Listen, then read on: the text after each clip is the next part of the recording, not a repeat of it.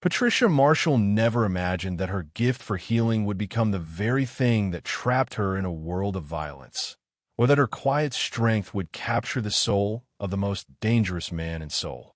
At a high-stakes corporate summit where South Korea's powerful elite traded secrets and steel, Patricia saw what the world had labeled a monster, a young boy, Min Jae, screaming in a storm of sensory rage that no one dared to touch. While the city's most expensive specialists stood back in fear, watching the child tear at the room in a blind panic, Patricia did the unthinkable. She didn't shout. She didn't restrain him. The room fell into a suffocating silence as this woman from Lagos sat on the cold marble floor, her voice rising in a gentle, rhythmic song that seemed to weave a shield around the boy. His father, Sang-Jun Kyum, the cold emperor of the underworld whose tattoos were the only thing more permanent than his death sentences, watched from the shadows, paralyzed by a rare, hollow helplessness.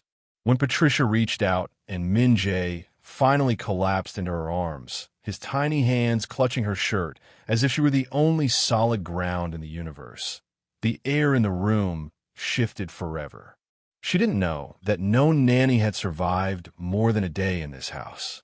She didn't know she had just made herself the only thing in the world Sang-Jun Kyum couldn't afford to lose. But as the Mafia Boss looked at the woman holding his son, something inside his ironclad heart snapped and realigned, centering his entire dark world around her. Hi besties, welcome to Mafia Secret Love Stories. Please like, share, and subscribe. The humid air of Lagos always felt like a heavy, familiar blanket, but lately, it had begun to feel more like a shroud. Patricia Marshall stood in the small, dimly lit hallway of her family home in Seoul, the sound of the ceiling fan clicking rhythmically above her. On the wooden dining table lay a stack of hospital bills, stark white reminders of her mother's failing heart, and a final notice from the bank. For 10 years, Patricia had been the heartbeat of the local community center, a woman who could coax a smile out of the most traumatized child using nothing but a soft hum and the steady beat of a hand drum. She was a master of the Lagos lullaby, a blending of Yoruba chants and modern patience that could settle the most turbulent spirits. But patience didn't pay for surgery, and songs couldn't stop an eviction. "You are thinking too much, Tricia," her mother's voice drifted from the bedroom, thin and raspy. "God provides." Patricia swallowed the lump in her throat, her eyes landing on the glossy, high-end recruitment brochure she had tucked under the bills. It featured the Young Foundation in Seoul, South Korea, a prestigious institution seeking a private childcare specialist for an elite executive family. The salary was more than she had earned in the last 5 years combined. It was a golden ticket, but it felt like a leap into a dark abyss. She remembered the interview over a grainy video call. The man on the other side hadn't been a recruiter. He was a stern, stone-faced Korean man in a suit that cost more than her house. He didn't ask about her degrees. He only asked one thing. "What do you do when a child refuses to be loved?" "I don't force them," she had answered simply, her voice steady despite her racing heart. "I wait in the silence with them until they aren't afraid of it anymore." The man had nodded once, and the contract was in her inbox within the hour. Now, 3 days later, the taxi was idling outside in the dusty street. Patricia packed her bags with the few belongings she owned, including a small, weather drum and a recording of her mother's voice. She felt like a ghost haunting her own life as she kissed her mother's forehead, promising to send money the moment she landed. The journey to Murtala Muhammad International Airport was a blur of neon lights and the vibrant, chaotic energy of the city she was leaving behind. As she stood in the international departures line, clutching her Nigerian passport, a wave of cold fear washed over her. She was a woman of peace going to serve a family she knew nothing about, in a land where she would be a total stranger. She looked down at her hands, calloused from work, dark against the white of her travel documents. She was trading the warmth of the Lagos sun for the unknown shadows of Seoul. She told herself it was just a job, a one-year sacrifice to save her family. She had no way of knowing that the uncontrollable boy waiting for her across the ocean was about to become her world, or that the man who hired her was a king who didn't believe in letting go of his treasures. With a final, deep breath, Patricia stepped onto the plane, leaving the lullabies of her home for a silent palace half a world away. The transition from the sweltering heat of Lagos to the sterile, biting chill of Seoul felt like stepping into a different dimension. As the sleek black sedan pulled through the iron gates of the Cume estate, Patricia pressed her forehead against the glass. The mansion was a fortress of glass and charcoal stone, perched high above the city like a gargoyle watching over its kingdom. It was beautiful, but lacked the one thing Patricia's home had in abundance: the sound of life. The heavy oak doors opened to a foyer that felt more like a museum than a home. Standing there was the same stone-faced man from the video call, the chief of staff. He didn't offer a greeting or a glass of water. Instead, he handed her a pair of indoor slippers and a set of medical-grade earplugs. "The previous nanny left an hour ago in an ambulance," he said, his voice as flat as the marble floors. "The one before her has a permanent scar on her forearm. Master Minjae does not like strangers. He does not like noise, and he especially does not like you." Before Patricia could respond, a glass vase shattered against the wall of the upper landing. The sound echoed like a gunshot. A high-pitched, jagged scream followed, a sound so raw it made Patricia's own heart ache. It wasn't a scream of anger. It was the sound of a child drowning in his own skin. Upstairs, the man gestured, his eyes full of a grim pity. "The master is watching." Patricia climbed the stairs, her pulse thrumming in her throat. When she reached the nursery suite, the chaos was absolute. Books were shredded across the floor, and a small boy with dark, wild eyes stood in the center of the room, his chest heaving. Minjae was 8 years old, but he looked ancient with grief. He held a jagged piece of wood from a broken toy, brandishing it like a weapon at anyone who dared enter his orbit. In the corner, half hidden by the shadows of the hallway, stood Sang-joon Kyum. He was taller than he had appeared on screen, a silhouette of sharp lines and expensive wool. His face was an unreadable mask of cold authority, but his knuckles were white as he gripped the railing. He didn't move to help. He stood like a man watching a storm he couldn't stop. Minjae let out another guttural cry and lunged toward Patricia, the wooden shard raised high. Most people would have flinched, screamed, or run. But Patricia simply stood her ground. She didn't reach out to grab him.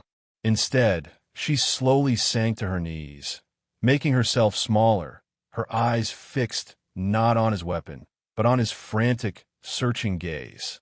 "That is a very loud noise for such a small heart," she whispered, her voice a low, melodic hum that seemed to vibrate through the floorboards. Minjae froze, the wood inches from her shoulder. The silence that followed was heavy and dangerous. From the shadows, she felt Sang-joon's gaze bore into her, intense and predatory. For the first time in years, the uncontrollable heir didn't strike. He merely trembled. Patricia didn't move, didn't touch him, and didn't look away. She simply waited in the wreckage of the room, a woman of warmth in a house of ice, unaware that the man in the shadows had just decided he would never let her leave. The standoff in the nursery felt like a bridge built over a canyon of broken glass. Minjae remained frozen, his small body vibrating with the aftershocks of his tantrum, while the jagged piece of wood remained poised like a dagger. From the periphery of her vision, Patricia could feel Sang-joon Kyum's presence. He moved closer, stepping into the pool of light cast by the chandelier, his shadow stretching long and dark across the floor. He looked like a man prepared to intervene with force, his jaw set in a hard, uncompromising line. Patricia didn't look at the father. She knew that to acknowledge the wolf in the room would be to lose the lamb. Instead, she slowly reached in her pocket and pulled out a small, polished seed shaker, a remnant of her Legos classroom. She didn't shake it. she simply let it rest in her palm. Then she began to hum. It wasn't a lullaby found in any Western book. It was a low, resonant melody from the heart of Yoruba land, a song her grandmother had used to calm the village children when the thunder became too loud. It was the sound of earth and rain, a deep, rhythmic vibration that seemed to bypass the ears and settle directly into the bones. Min-jae's eyes, once wide and feral, blinked. The jagged would lowered an inch. Patricia added words now, soft and melodic, the Yoruba syllables flowing like honey. She sang of the Irako tree that stands tall in the storm, and the river that finds its way home no matter how many rocks block its path. She sat completely still, her presence a grounded contrast to the sterile, sharp edges of the room. She was an island of warmth, and slowly, the boy began to drift toward her shores. The weapon dropped from Min-jae's hand, clattering harmlessly onto the rug. He took one tentative step, then another, his breathing finally slowing from frantic gasps to rag sighs. The monster heir, who had sent grown men and trained nurses fleeing in bruises and blood, sank onto the floor a few feet away from her. His defensive walls didn't just crumble.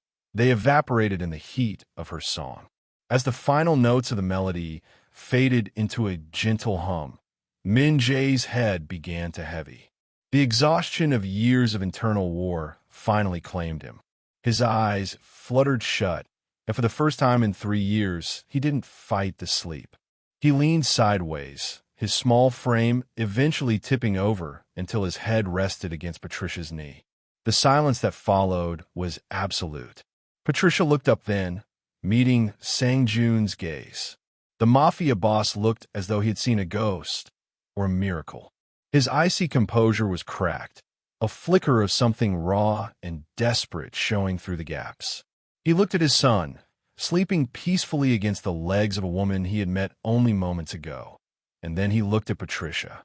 There was no gratitude in his eyes yet, only a dark, burgeoning realization. He saw that Patricia Marshall possessed a power he could never buy, steal, or command through fear. She had become the key to the only thing he loved, and in that silent nursery, his obsession took root. He didn't say a word. He simply turned and walked out, his footsteps silent on the marble. But Patricia felt the invisible weight of the door closing. She was no longer just a nanny. She was a necessity. And in Sang-jun's world, what was necessary was never allowed to leave. In the week that followed, the fortress of the Kume estate began to exhale. The jagged, frantic energy that had defined the nursery for years was replaced by the low, steady hum of Patricia's presence. Min-jae had not become a different child overnight, but he was becoming a calmer one. He still struggled with the world's sharp edges, but now, when the static in his mind became too loud, he didn't reach for a weapon. He reached for Patricia's hand. And from the doorway, Sang-jun watched. He became a shadow in the periphery of her life, a silent observer whose presence carried the weight of a storm about to break. He would linger in the hall, his silhouette framed by the dim light of the corridor, watching through the cracked door as Patricia sat on the floor with his son. He watched her patience as she taught Min-jae to count heartbeats, and he watched the way her dark skin glowed with a soft, radiant warmth against the cold ivory of the nursery walls. He was a man who had spent his life navigating the darkness of the underworld, and he found himself gravitarily pulled toward her light, not with affection, but with a predatory, desperate need to own it. The tension finally culminated in an invitation that was less a request and more an imperial decree. Patricia was summoned to the formal dining room, a cavernous space of black marble and silver, where a meal had been laid out for two.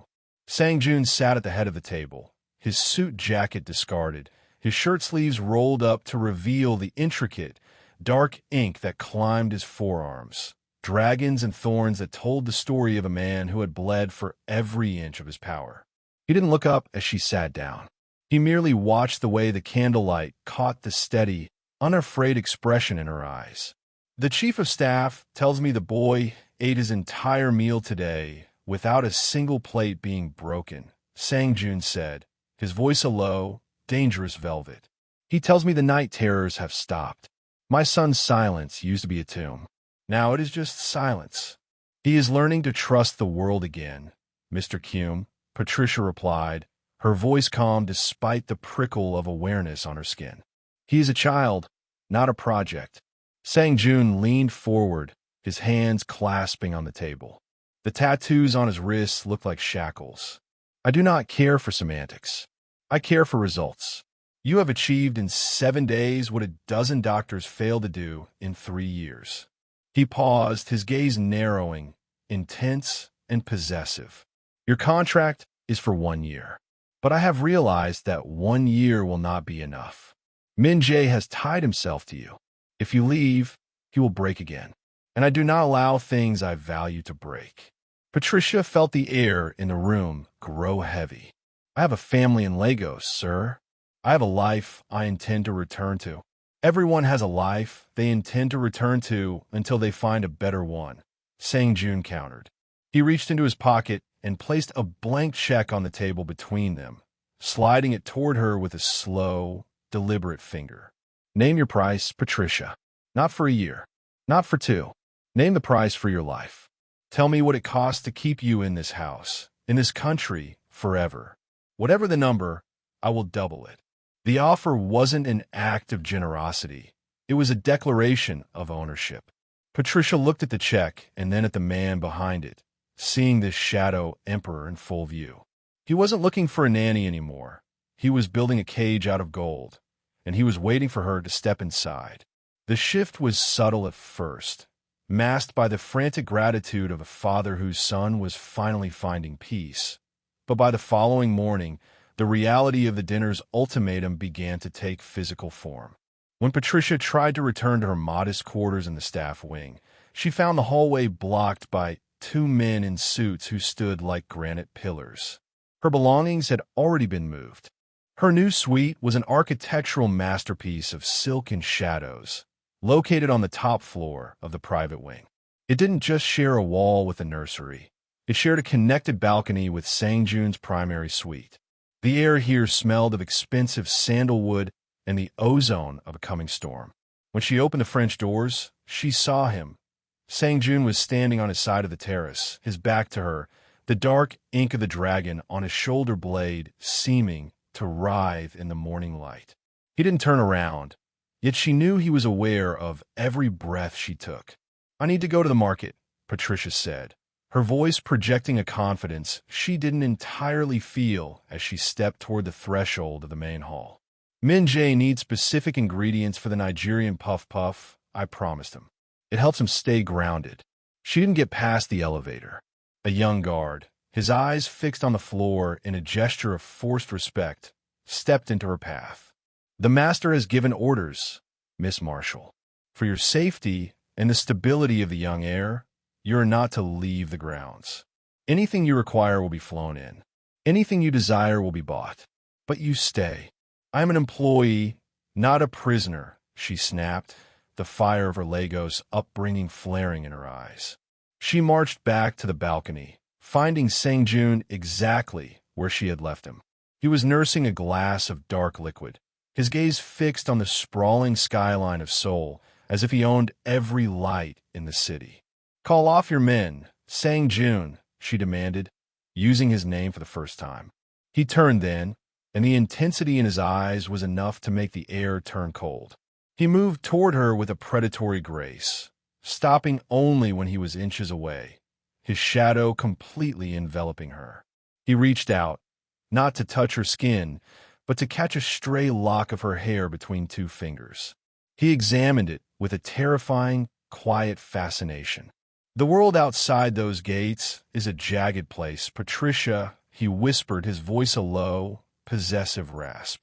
My enemies look for my heart, so they can pierce it. For years, I didn't have one. But now, he looked toward the nursery door, then back to her, his grip on her hair tightening just enough to be a warning. Now my heart is in this wing. You're the only person who can keep my son whole.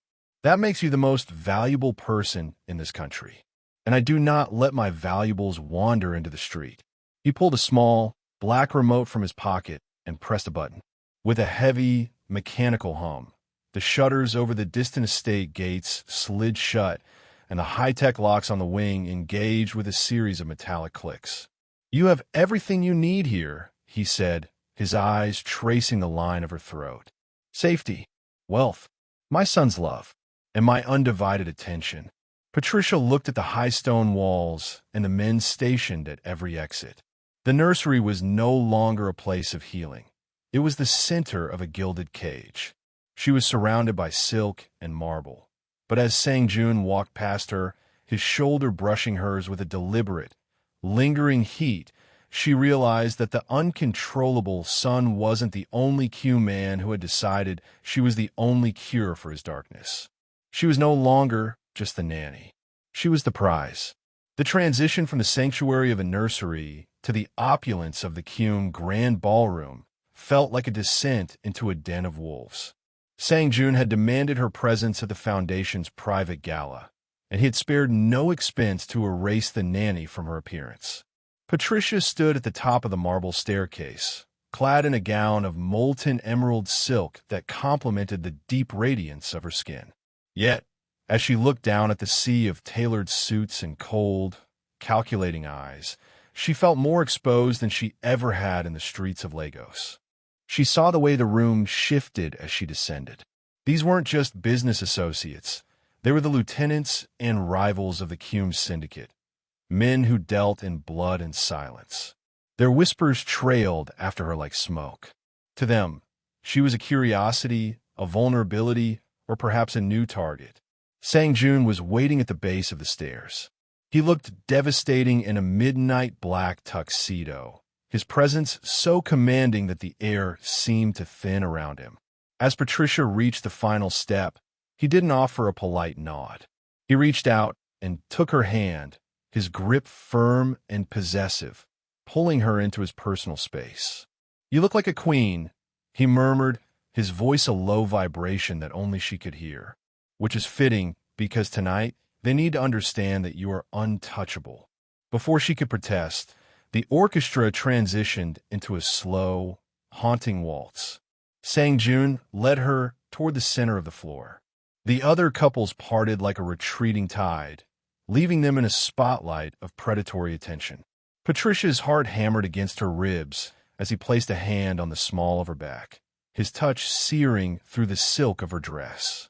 "This isn't a dance, Sang-jun," Patricia whispered, her eyes searching his for a flicker of the man she had seen with Min Jae. "This is a branding." "It is both," he countered, spinning her effortlessly. His eyes were not on her feet, but on the men watching from the shadows of the pillars, specifically Chairman Yu, his fiercest rival. "They think because I have a son who struggles, I am weak. They think because I have brought a stranger into my home, I am distracted. I am showing them that I have found the one thing worth more than their territories." As they moved, Sang-jun drew her closer until there was no daylight between them.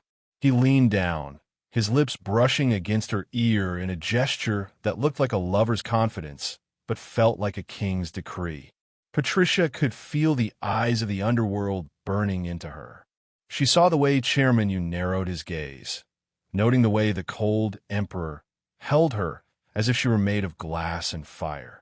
For a moment, the music and the danger faded, leaving only the heat of his body and the terrifying intensity of his focus. Patricia realized with a jolt of fear that she was no longer a secret hidden in the nursery. She was a flag planted in the middle of a battlefield. By forcing this dance, Sang-jun hadn't just claimed her. He had painted a target on her back. When the song ended, he didn't release her hand. He brought her knuckles to his lips, his eyes locked on his enemies, and then back to her. "Now they know," he said softly. "You belong to the House of Kyum, and anyone who looks at you must answer to me." Patricia looked at the beautiful, dangerous man before her and realized the cage had just expanded to include the entire world. She was his, and in the shadows, the wolves were already beginning to circle. The branding at the gala had acted as a catalyst, pulling the simmering tensions of the Kyum Syndicate to a violent boil. The attack didn't come with a warning. It came with the sudden, jarring kill sump of the estate's power grid. In an instant, the charcoal stone fortress was plunged into a predatory darkness. Patricia was in the nursery, hum-singing a low melody to help Min-jae navigate the transition into sleep, when the first muffled thuds of suppressed gunfire echoed from the floor below. The boy bolted upright, his eyes wide and vacant, the familiar tremors of a sensory meltdown beginning to take hold of his small frame. "Min-jae, look at me," Patricia commanded, her voice a forced anchor of calm amidst the rising chaos. She didn't wait for the guards. She knew that in a coup, guards were often the first to turn or the first to fall. Sang-jun had shown her the hidden veins of the house during her first week, not out of trust, but as a predator showing his mate the escape tunnels. She grabbed the small hand drum she had brought from Lagos and slung it over her shoulder. It was a piece of home, but tonight it was a tool for survival. As the heavy sound of boots hammered against the marble in the hallway, Patricia pressed a hidden latch behind a tapestry of a soaring phoenix. A section of the wall swung inward with a ghostly hiss. She pulled Min-jae inside, just as the nursery door was kicked off its hinges. The secret passages were narrow, smelling of cold stone and old secrets. Min-jae began to whimpering, the darkness pressing in on him like a physical weight. Patricia knew that if he screamed, they were dead. She reached out, finding his trembling hand in the dark, and began to tap a rhythmic, steady beat on the side of her drum. Not a loud sound, but a tactile, vibrating pulse that he could feel through her touch. "Follow the rhythm, Min-jae," she whispered, her voice a thread of silk in the blackness. "Just the beat. 1, 2. 1, 2. They moved through the shadows of the house, navigating the crawl spaces behind the grand ballroom where they had danced only nights before. Above them, the sounds of the coup were visceral, shouts in Korean, the splintering of wood, and the cold, rhythmic mechanical snap of reloading weapons. Patricia's heart was a frantic bird against her ribs, but her hands remained steady as she led the boy. She wasn't just a nanny anymore. She was a navigator in a war zone. She used her memory of the estate's blueprints to avoid the main junctions, feeling for the draft of air that signaled the lower exits. Suddenly, a flashlight beam sliced through a gap in the stone ahead. Patricia froze, pulling Min-jae into a shallow alcove. She could hear the heavy breathing of a man on the other side of the wall. Her fingers tightened on the drum. She realized then that Sang-jun's world hadn't just changed her wardrobe or her status. It had stripped away her pacifism. She would do anything, burn the house down or hold the blade herself, to keep the boys silent and safe. The light passed. They reached the final bulkhead leading to the reinforced basement. As the door sealed shut behind them, Patricia collapsed against the cold metal, pulling a shivering Min-jae into her lap. The coup was still raging above, but for now, they were ghosts in the machine. She realized, with a chilling clarity, that she no longer wanted to leave Korea because she had to save herself. She wanted to stay because she was the only one who could keep this boy's world from ending in the dark. The reinforced door of the panic room shuddered under the weight of a breaching charge, the metallic groan echoing through the bunker like the death rattle of the Qum Empire.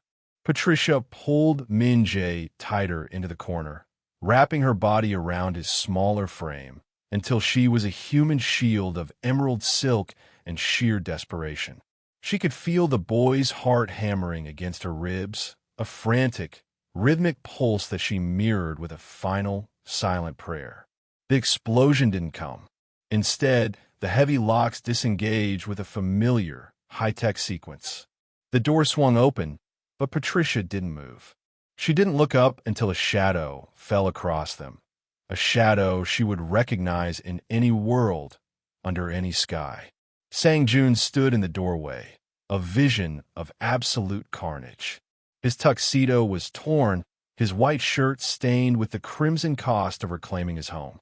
He looked like a god of war who had crawled back from the underworld, his eyes wild and scanning the darkness. When he saw them, he froze. He didn't see his son first. He saw Patricia, her back arched over the boy, her eyes fierce and ready to kill or die, her hands shielding Min Jae's ears from the echoes of the violence. In that moment, the cold emperor was struck by a truth more devastating than any bullet. He had spent his life building walls, hoarding power, and executing rivals to ensure the survival of his bloodline. But here, in the dark, a woman who owed him nothing had offered up her very life as a barricade. "Patricia," he breathed, his voice cracking for the first time in his adult life. He moved toward them, his boots crunching on the debris. He dropped to his knees, his trembling hands reaching out to pull them both into his chest. As he felt the warmth of Patricia's skin and the steady breath of his son, the cold, ironclad ambition that had fueled his rise to the throne simply evaporated. He realized that the sprawling territories, the billions in untraceable accounts, and the fear he commanded were nothing but ash. If she had been lost, the world would have remained, but his light would have gone out forever. "It's over," he whispered into the crook of her neck, his forehead resting against hers. "I've got you. I've got both of you." Patricia finally let go, her muscles turning to water as the adrenaline ebbed away. She looked at the man she had feared, the man who had trapped her, and saw that he was finally looking at her not as a prize or a necessity, but as his salvation.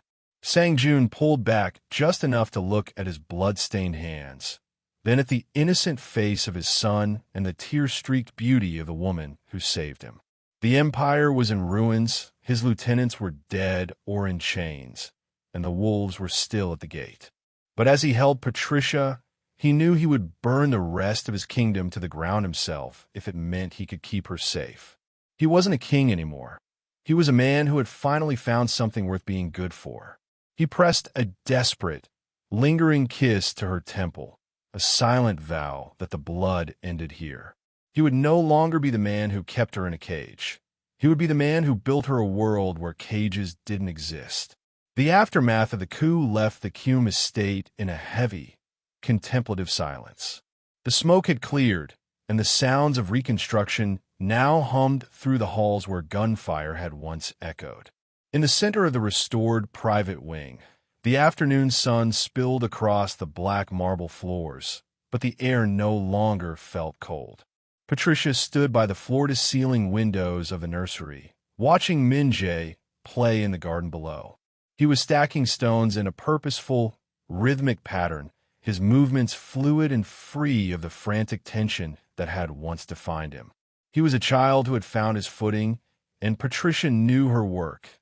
The work she had come to Seoul to do was finally complete. A soft click of the door signaled Sang-jun's arrival. He didn't enter with his usual imperial stride. His movement was quiet, almost hesitant. He had traded his sharp, dark suits for a simple linen shirt, the sleeves rolled up to reveal the tattoos that no longer looked like armor, but like memories. In his hand, he held two small, distinct items.